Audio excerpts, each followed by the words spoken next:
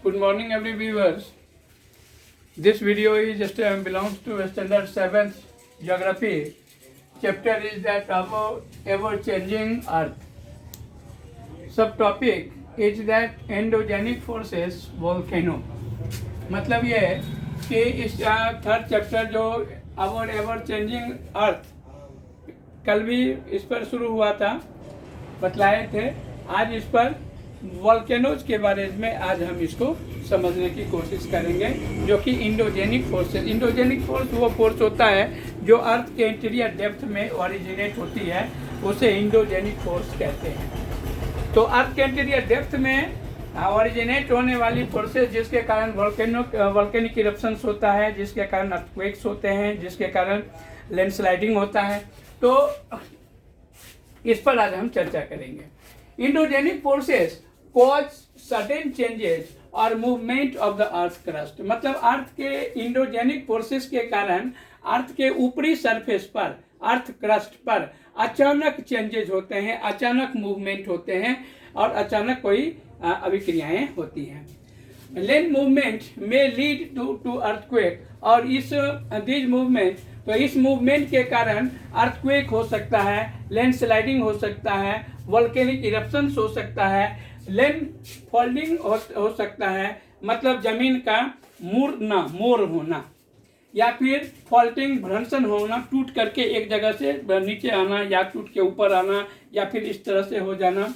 तो this is the faulting activities हो सकता है, या फिर एलिवेशन माउंटेन बन सकता है, या फिर डिप्रेशन गहरी खाई जिसे रिफ्ट वैली कहते हैं, ये भी हो सकता है। तो इंडोजेनिक फोर्सेस के कारण ये सारे चेंजेस जो हैं अर्थ क्रस्ट पर देखने को मिलता है, जिसमें volcanic eruption, land movement, landsliding, earthquake, volcanic eruptions, land faulting, elevation and depression of land, ये सारी प्रक्रियाएं होती हैं। वॉल्केनोज में erupt any time without giving any warning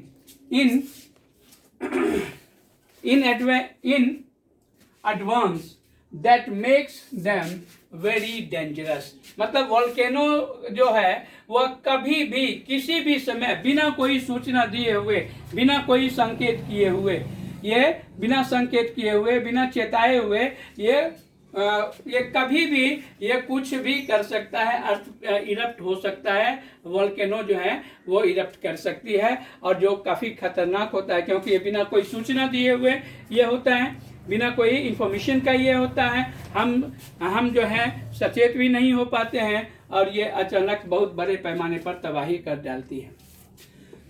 तो वॉल्केनिसिटी, जिसे वॉल्केनिज्म भी कहते हैं, refer to all process which molten magma is forced out of the interior of the earth through a vent।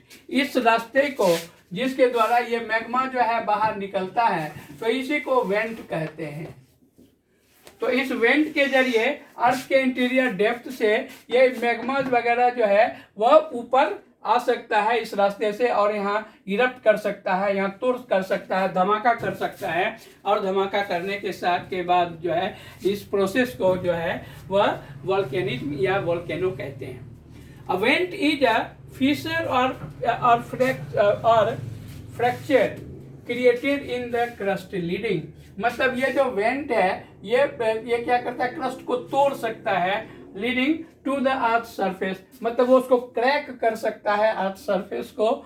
And in this process the volcanic eruption, और इस process के द्वारा वो जो है लावा, ऐश, रॉक, चट्टानी टुकड़े एंड गैसेस कम्स आउट, ये गैसेस ये सभी कम्स आउट होते हैं, बाहर एक्सप्लोज करते हैं, come out through the crater creating gigantic fireworks. बहुत ज़्यादा मात्रा, क्योंकि अर्थ के इंटीरियर डेप्थ में 3000 से 7000 डिग्री सी टेम्परेचर होता है, तो उस टेम्परेचर पर जब आएगा तो कितने गिगेंटिक फायरवर्क्स लाएंगे वो, तो और बड़े ही जोर से ये विस्फोट करते हैं। Their accumulation on the earth surface created volcanic mountain, और यही यहाँ पर ये होता है, ये जम गया, फिर ये जम गया, और इस तरह से ये माउंटेन का फॉर्म करते हैं। the lava flows down the sides of the volcanoes and spread over nearby areas. यही लावा यहाँ निकला और यहाँ पर आकर के जम गया, है ना, इस एरियाज में ये जम गया, तो इसको जो है लावा प्लेन कहते हैं, इसी को लावा प्लेन कहते हैं।